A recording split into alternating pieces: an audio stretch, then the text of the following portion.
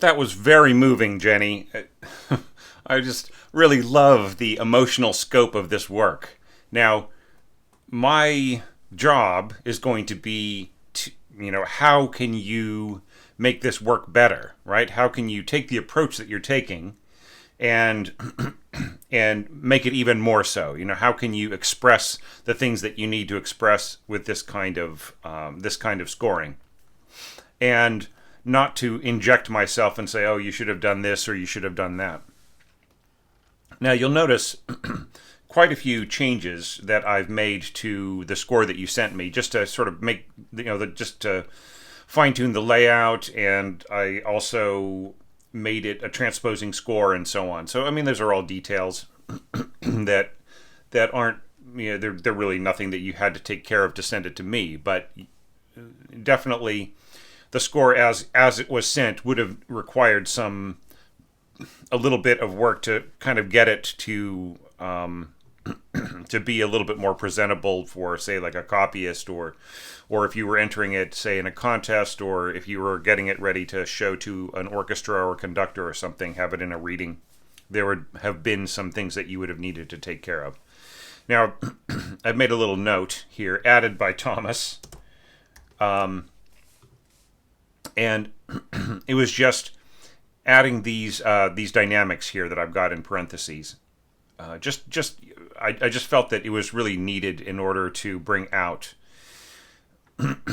these tremolo thirds in the violas. Okay, so I'll talk about all of that, but first I want to show you something, okay? This is just like the easiest thing. So you're using Sibelius, and let's say that you're scoring dynamics for it, right? So the way to do that, of course, is to select a note or object and just type Command or Control E for expression, right? And then we have this little blinking cursor here. Now, I want you to try this out at home, right? Just get everything ready, select the note, type Command or Control E, but leave your thumb sitting on the key. Then type the dynamic, right? So the dynamic is basically just Control F or Control P or Control S for SF and so on. Or Control M, right? So let's try that again. So I've selected the note that's in blue. I rest my thumb on the Command or Control key, then I type E with one of my fingers while I'm still holding down the Command or Control key, and then, okay, I'm going to type MF. Right? And I get a nicely engraved note.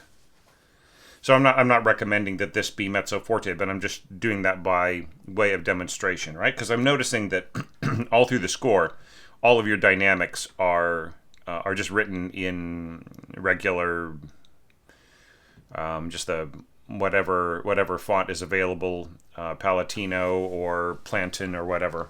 Okay, so yeah, so I think you just that's just a trick that you need to use. It's just so easy, just leaving your thumb on the Command or Control key. I mean, I do that so often that the word command is rubbing off of my keyboard, and it's actually a fairly new keyboard that I got for my new system a while back. So, okay, so that is one thing. There was this other thing I wanted to show you. Oh, geez, I hope I don't forget.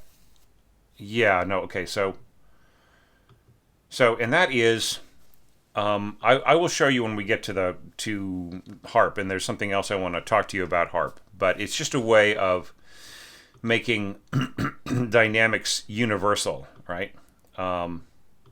So it's, I'll talk about it now, but more implications later. It's basically just to type option 5, right? And then you get the light blue color, and that means that this will apply to all the voices in the staff. If you have like split voices, say you have voices 1 and 2, or even 1, 2, and 3, 1, 2, 3, and 4, it will apply to all of those voices, right? Just as like this light blue hairpin does. And of course, I can change the voices on anything. So option 2. Now this will only apply to the second voice, or option 3, third voice, fourth voice in pink, first voice in dark blue, and then option 5 or alt 5 is light blue, so that applies to everything. And if you have two staves, like a grand staff, it'll apply to the other staff as well, so long as they're on the same MIDI track, right, or they're part of the same instrument generated by Sibelius. Okay, so this was all kind of a big distraction, but it's just, you're using Sibelius, you're using it pretty well, and I'm just seeing a few things in terms of your dynamic entry that I think would just be helpful to you, okay? All right, so now let's talk about some of the realities here. Okay, so here you got pizzicato, here you have vibrato, so you want the note to last longer, and you're sort of giving it an incomplete slur, all right? Okay, here's a better way of doing this. SOS period, short for sostenuto.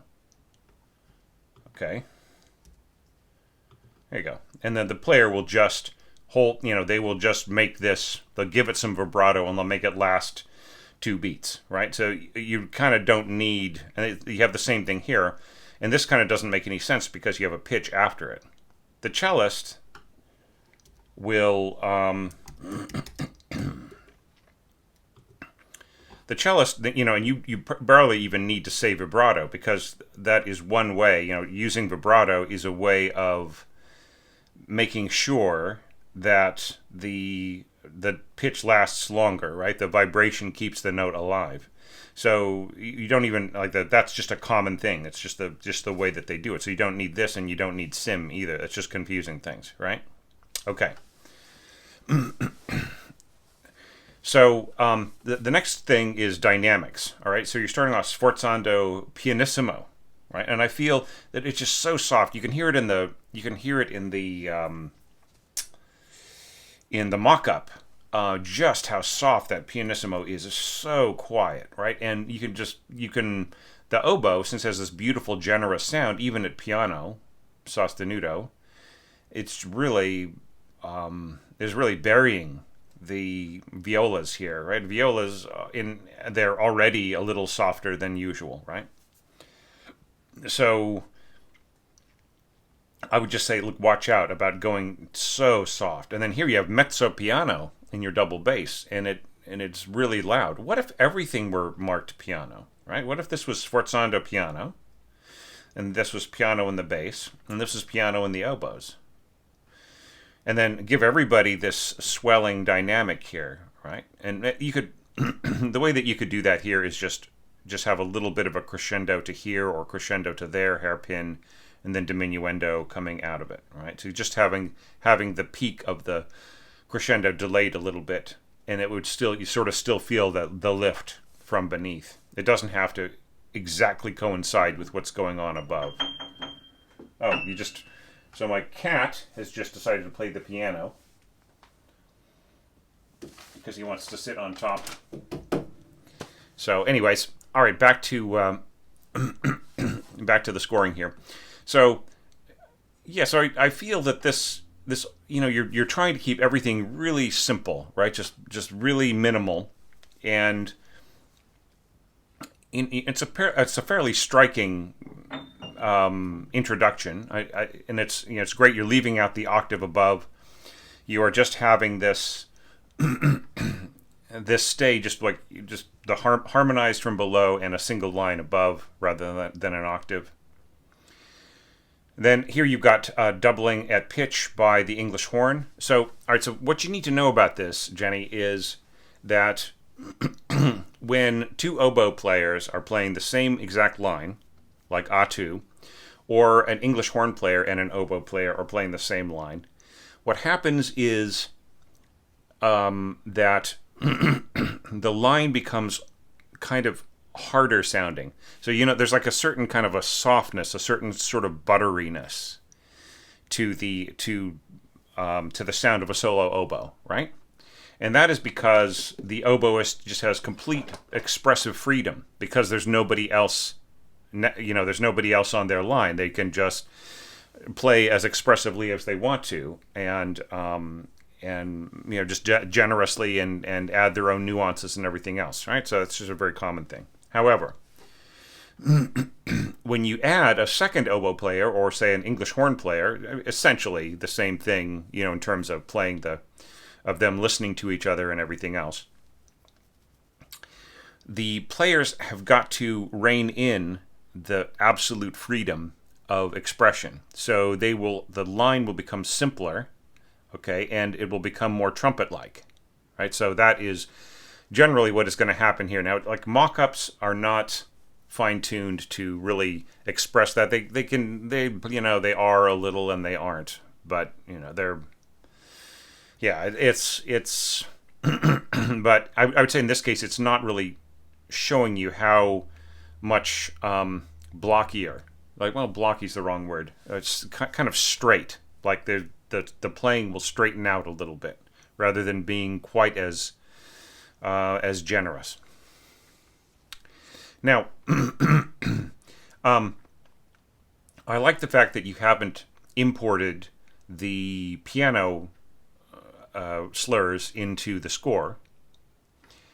However, I think that you could have added some kind of slurring, like maybe slurring the second half of the bar in places, da, da, da. And then this is fine, ta, ta, and this is all fine, ta, ta, ta, ta. And how about here? Ta, ta. Right?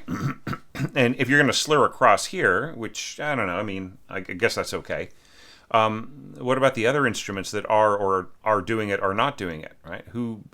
Why is this happening here but not in the strings, right? Or do you even need to do this?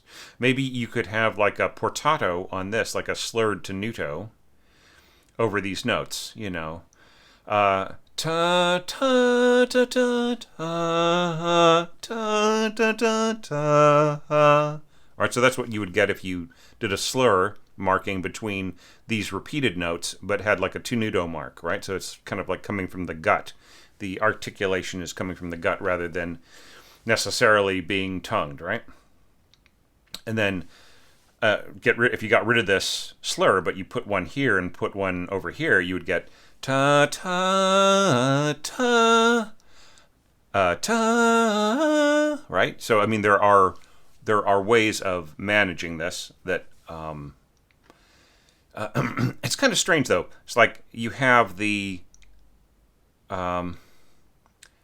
so this line is in the piano part. It is headed for holding an octave, but then you continue on expressing the roll of you're holding to the melodic roll in the oboe and English horn, right? So you might want to think about that, because it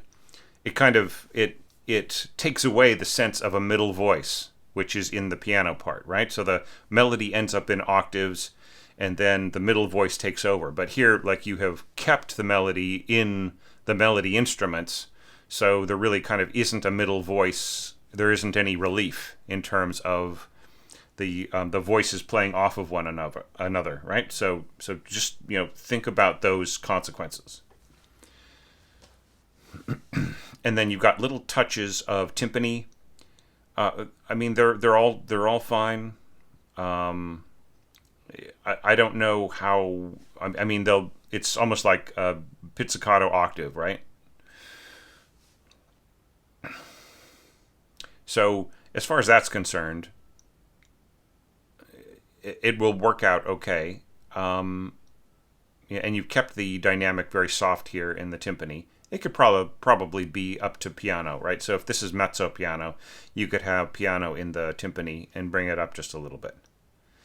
Okay, and then you hold on to everything going across here. So that's fine. Then you say senza sword, right? So the question is, like, how much time do the players have to change their mutes, right? Which is what we're going to answer on the next page.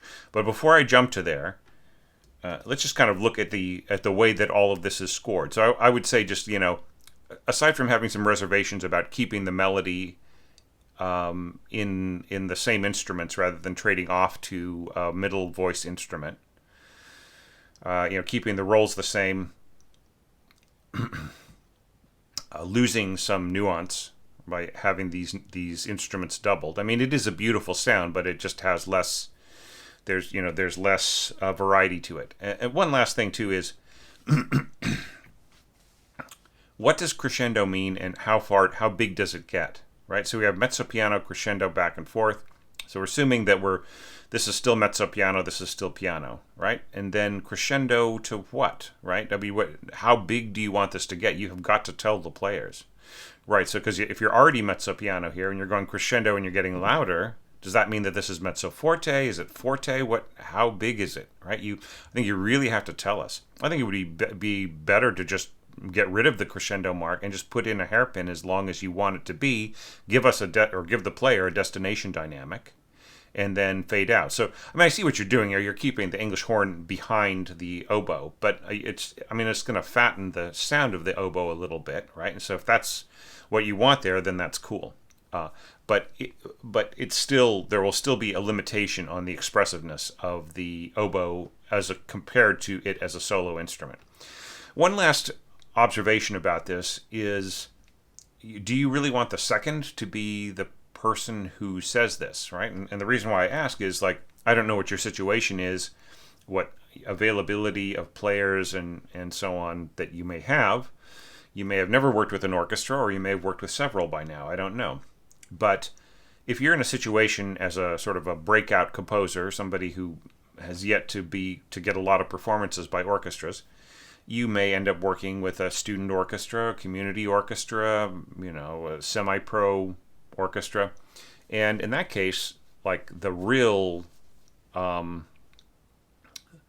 the person who you really want to trust in that situation is the first, because generally speaking, they will be a professional or a semi-pro, or they might be the teacher, right?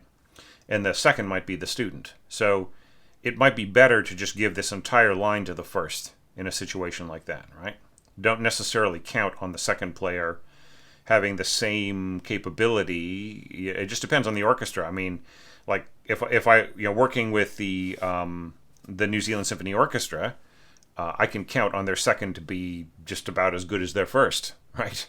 I mean, I'm sort of running down a list in my head of all of the second players who play for, in all the wind slots for that orchestra, and they are all just, I mean, I would be blessed if any of them worked with me on a project where they were playing solo or in chamber or something like that, but they're too busy. They're working for New Zealand Symphony Orchestra, right? A world-class orchestra. But that's different from if I were to work with, say, like a student orchestra, right?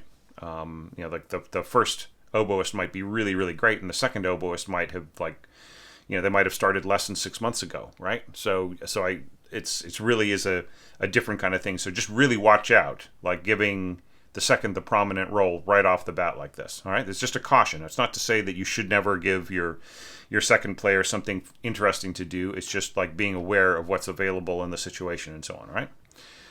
Okay, so let's get back to our whole removing the mutes issue. Right? So we have two muted sections of instruments, second violins and viola. Right? And we're diminuendoing down here at the end. And here you're saying take the mutes off. Right, but you're not really giving them any time to lift off those mutes. All right, if we turn the page here, we see that the violas continue on. Right, so it's the second violins. You might as well put senza sordini or right here. Right, like that's where the sign should go, rather than the bar before, right? So it's just saying, like, hey, take off your mutes here because next entrance, you're not going to need them. Okay, but with the violas, they have, like, no time, right? Okay, so let's jump back. Okay, so here we've got cellos playing arco. We've got second violins playing the same notes as the violas, and then you've got this E in the middle between this E and this E, right? So why couldn't you give this E to the cellos? So they're playing divisi, or I mean, they could play non-divisi. It's a bit, I mean, it's doable, but it's just a big stretch. But, divisi is fine. And then faded out your violas about halfway through the bar. So you have the second violins continuing to go on. You have your cellos in octaves here continuing to go on. And then the violas fade out, and they've got a big rest right in here within which to take off their mutes. Then we've got the violas coming in here, and they and they're happy as clams. Now, okay, having said that, there are mutes and there are mutes, right? There are the little rubber things. It's almost just like a rubber band, just kind of keeping the bridge from vibrating too much. There is the clip, right, or the fork, or there's the little thing that sort of hangs over. That's the one I'm seeing, and you just sort of flick it off with your fingertip, and then and that can be almost instantaneous. But I always like to just give my players a little bit of time as a courtesy, right? So try to develop that habit, because you just really did not give the violist a reasonable amount of time, right? Okay, so now moving on. What's interesting here is that you've like completely cut out the middle voice here. So you have an interpretation of the left-hand patterns in your middle strings in your viola and cello, right? I think you could make this a little smoother, right? So you've got this da da da ta ta da da. So it's kind of fiddly.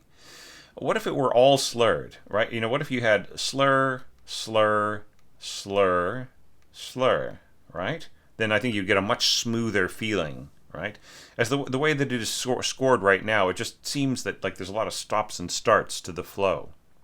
And I think that would be especially important if you're cutting out such an essential part of the original piano music, which was those, the harmony following the violins. Right, so just observe what you're doing here. Right, is here you had the melody without an octave above, plus the thirds, right, and then you added some reinforcement and made things nice and sweet and harmonic and everything else towards the end. Okay, that's all great, but getting back to this, melody, no octave, and harmony below it.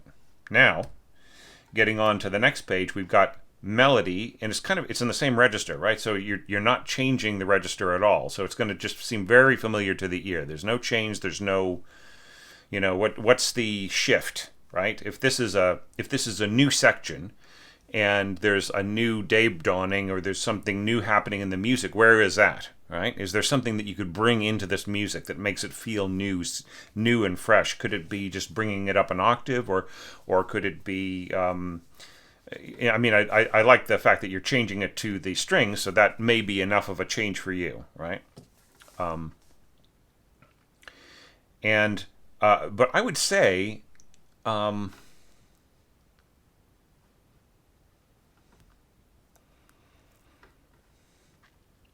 yeah,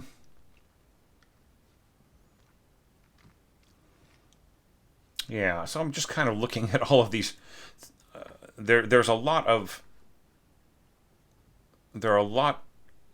different dynamics in different parts. Okay, so I don't think you need to do that. I think having an overall dynamic approach, maybe keeping the horn down a little bit. Here you're keeping the horn and the bassoon down, and actually I really love the way that you're having the horn and bassoon work together. That's really, really beautiful, and just such a beautiful, unexpected kind of a feeling in there.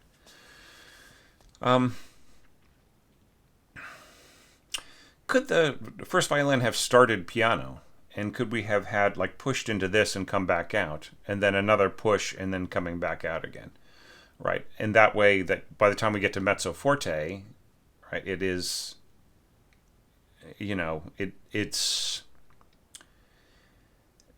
there's kind of like enough of a difference, and then have the accompaniment follow that dynamically, right?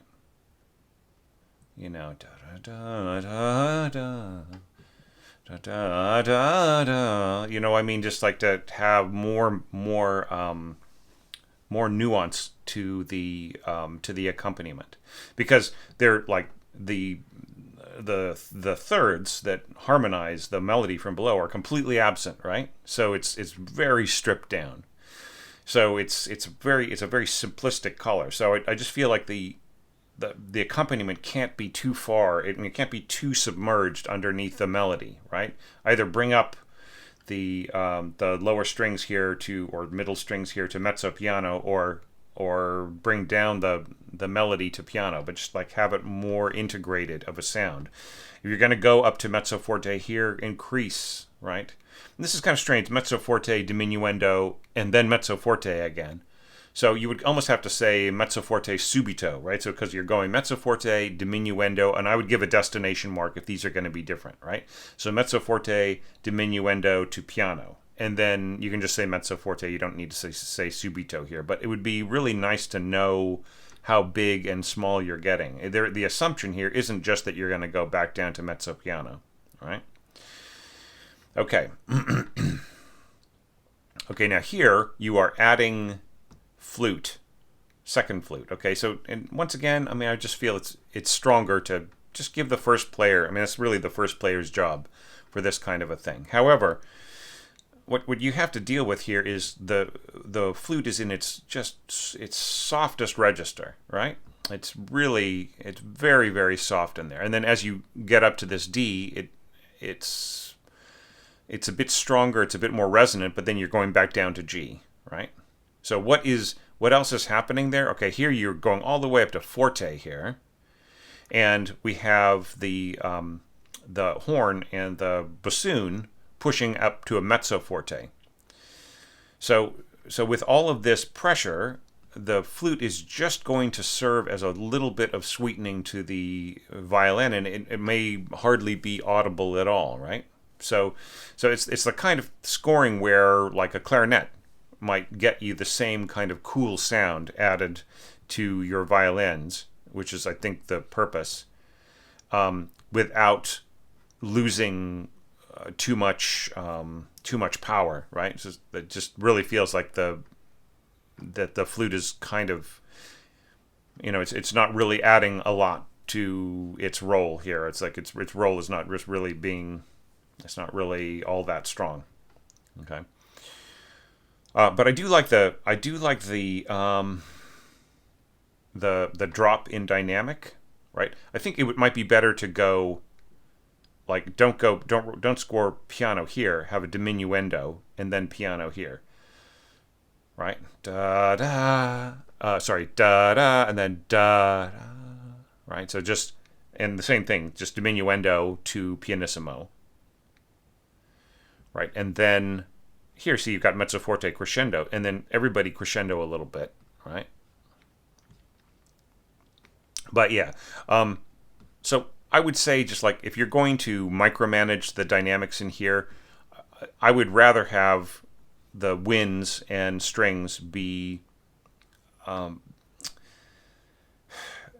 of be all the same dynamic. Now here, like, giving the bassoon and the horn a piano dynamic while this accompaniment is pianissimo means that this accompaniment, this beautiful flowing accompaniment, is going to get buried by the bassoon and horn, which are in the same register, right? So you just really want to watch out. What is your balance, right? So now here everybody's mezzo piano, and that's cool.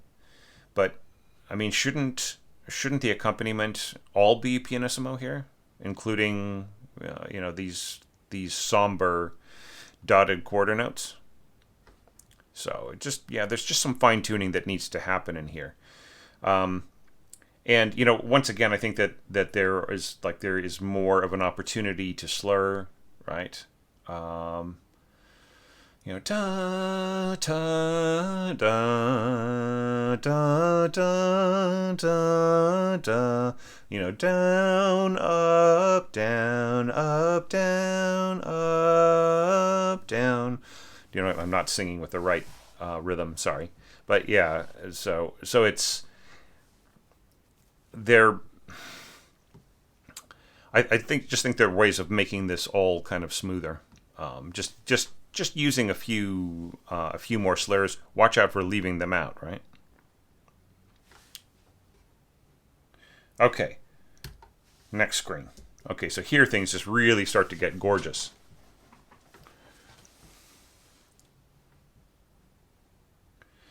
And I really love the way that you've got your middle strings right in here. You've got your English horn and oboe starting to do some of the patterns.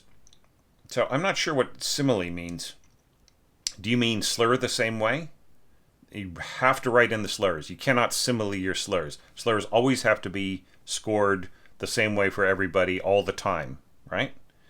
But I think there's something that you can do here. Let's see. Go to filters. See, like I have my own special little command for slurs, which is Option Shift S, right? So I'm just going to do that. Option Shift S. All right. So I'll just grab these, and then I'm just going to copy them. Right, and then same thing here. So yeah, so you cannot simile slurs, right? You should just always write in the slurring. It's almost like punctuation, right? There's some kinds of punctuation you cannot leave out of a sentence, right? Like there's some things that are sort of repetitive, like emphasizing a word. Then just assume like if there's a back and forth that the word will continue to be emphasized and so on. But you cannot get away with that with slurs. They always have to be scored out. Okay, so let's focus on the scoring. Okay, so here things get really kind of big and lush. And so this kind of brings up a question of proportion, right? Just flipping back at just how incredibly, economical this was, right? So it was already economical on the first page, and then continuing on, it's very, very economical here, like even leaving out, to the point of leaving out the harmonization of the melody, right? And then we have some of those elements coming in here, and then suddenly, boom, right? You just get huge and big and gorgeous right in here. So I would feel that an audience would feel the absence between the beginning of A and the beginning of B, right? That they might sense a sort of a lack of progressive emotion, right? It just sort of seems like it is all kind of happening. Now, just some observations here dynamically. We've got some scoring that's fairly close together. We have a lot of weight. Which trombonist? And I'm just going to go up a little. So you've got two trombones. So which trombonist is this? Is this the first trombone, second trombone? Who is this, right? And here you have this massive unison, and then here you go to octaves, right? So we kind of need to know who this is. And the same thing with trumpet, right? If you have two or three trumpets, like which trumpet player is this? Like the first one, the second one, and so on. And that just in general, you have to mark those, right? And even if it's just like, writing in like this, right? One period, right? To tell us who is who. Just a little bit of advice with this. I feel that all of this horn scoring could be on the same staff, right? Actually, I'm just going to check really quick. Yeah, 4 horns in F, right? So this just works way better if this is horn 1 and horn 2, right? Because they're playing, they're just playing intervals together, and you want the players who are going to be completely in sync with each other, right? And it's kind of strange, like I'm just not quite getting the dynamic curve here. It's like here we have, hang on, yeah, so a mezzo piano at the end there. So here we've got a mezzo piano at the beginning, and then everybody's marked mezzo piano. Okay, so that's fine. But then you've got the horns kind of standing out, and then this sort of big roll, and then kind of backing off. So I just feel that the surge has to happen for everybody, right? It cannot just, shouldn't this figuration match this in terms of dynamics? Yeah. And then mezzo, you drop down to mezzo piano and you crescendo, and then you end up forte, but like people are mezzo forte and so on. So this is just going to scorch, right? You're going to just really wipe out everybody else. So I'd just say rethink, rethink, rethink. Like what is possible? Who is the strong person? And then you could probably hear in your mock-up, you might have been wondering, where's my harp? I just cannot make it sound. I mean, it's just not coming out. And the reason for that is, you have più forte here. So just even the strings alone, not to mention the resonance from the brass and everything else that's happening here, the sort of the very strong playing that you've got here in your flutes, that is just going to interfere with the harps, right? So I want you to go and read a tip on orchestrationonline.com called Bisbigliando is very, very quiet, right? So here you're using Bisbigliando, so it's like it's this kind of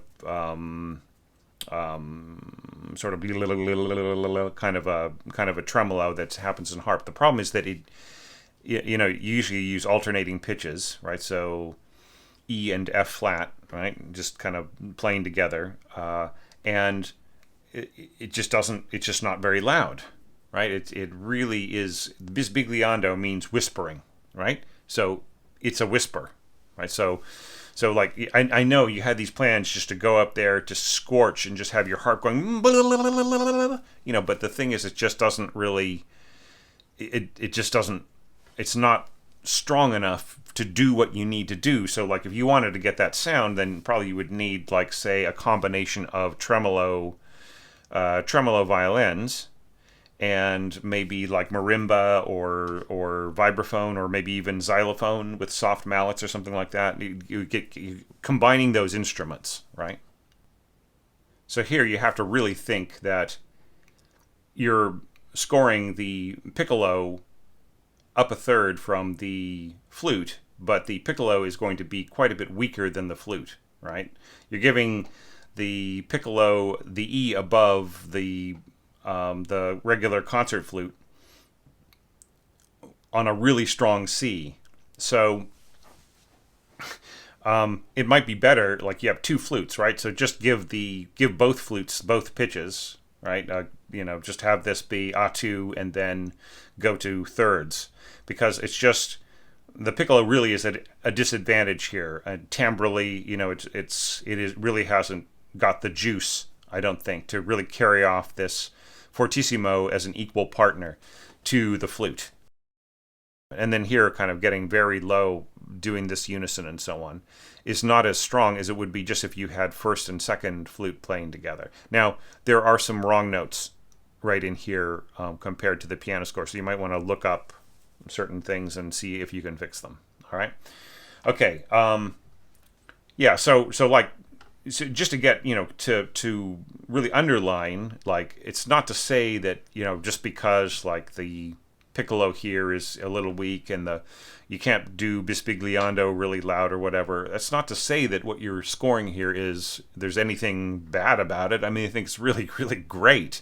In fact, like, the further along you get, it seems like you're starting to pick up more and more confidence and more great ideas.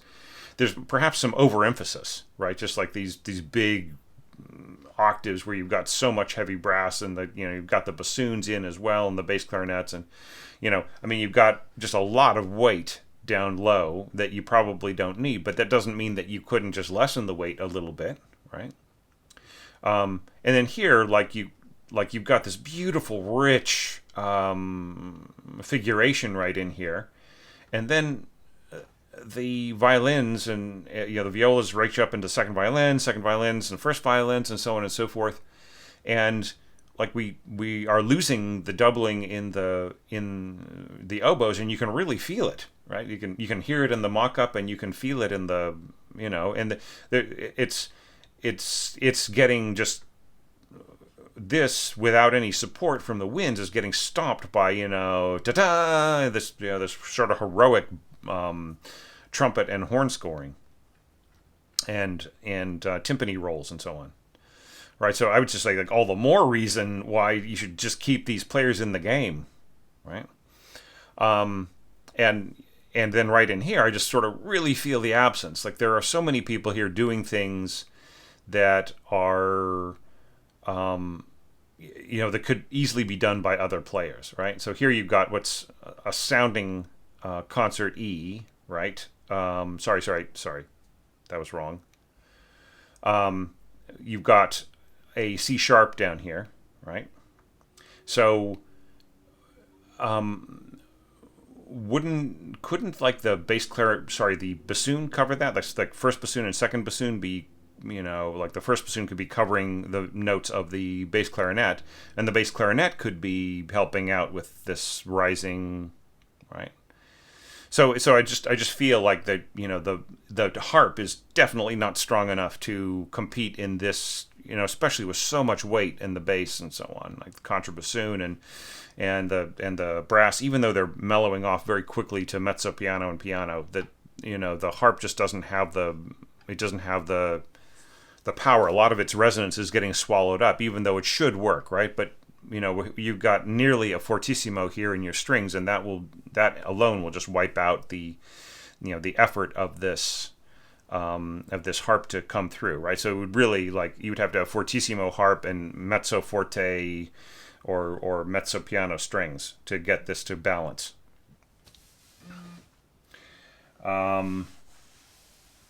So I mean, and then here you've got détaché,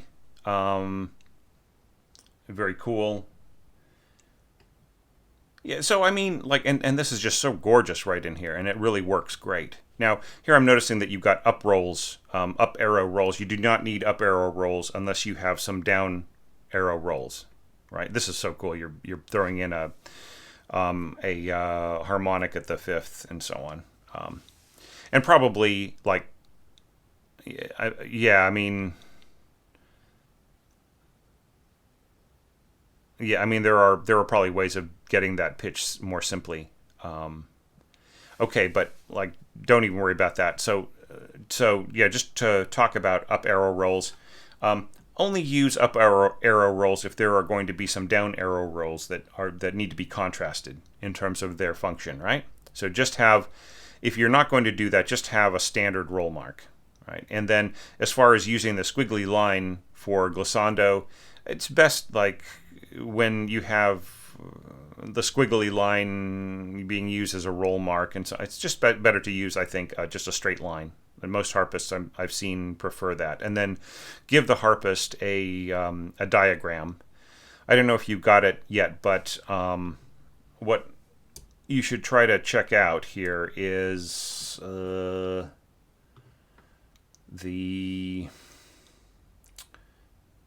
Harp Glissando plugin, which I think you can order from, you can get on Sibelius.com for free. So you just basically type in like what pitches you want. So let's say you're going to stay with the key signature. So you got that, right? And then decide whether or not to add the last note. Well, we already have a last note. And show tuning as diagram, right? So just add that, and then you get yourself a nice little diagram, a pedal diagram, and then you've got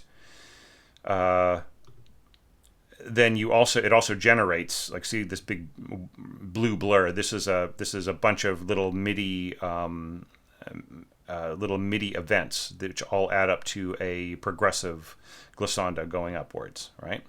So anyway, so try to pick that up, and then here you immediately go to an F natural. See, so that would immediately, let's reverse all that I just did.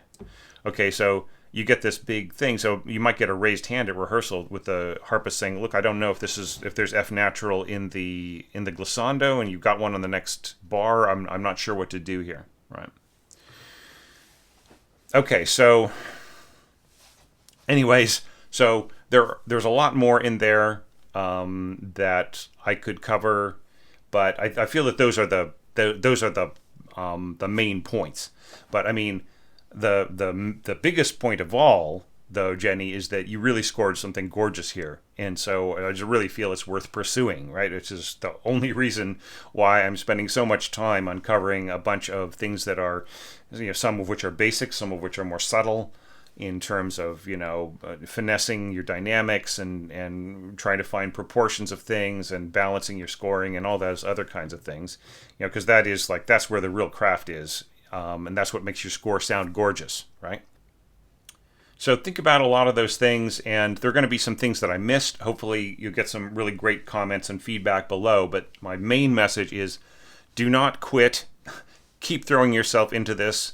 Keep scoring things. Keep experimenting. Keep doing projects like this, and wow, it would be so great to include you over the next few years in more of these orchestration challenges, because I've got some really great stuff planned, which I think would be right up your alley. So please just keep going, all right? Keep scoring things, and it's just especially just impressive how beautiful this last screen was, and how it was really culminating and going towards something, and how interesting it would have been to hear you take on the next section or two. All right, so thank you so much for your support and for being part of this orchestration challenge. I really value that, and I really appreciate you being, everything that you're bringing to the table here, being a part of everything, and being alongside all the other orchestrators. And thanks so much to everybody who has been listening along with me. And you might have caught a couple of things that I left out. Maybe I have put things in a way where you feel needs a little clarification, or you might find some things I missed, or have a different opinion on something. Please add it below. It's all good.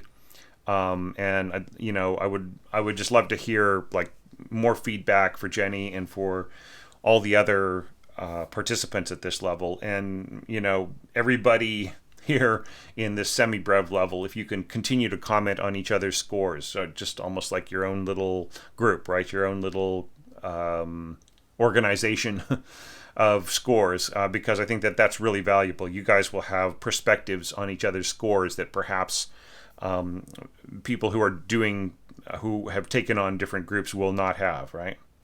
So anyhow, that is all for this one, and I'm so glad I was able to get a third evaluation in today, and to keep this marathon going despite the interruption yesterday and then a couple days earlier, because of the time that YouTube is taking to process my uploads. So I'm just really going to have to do a bunch of stuff way in advance, 2 to 3 days in advance, so I might be doing a lot of that over the weekend. So anyhow, thanks again, and I will see you tomorrow with 3 more of these great scores, and trying to give you guys as much feedback as I can.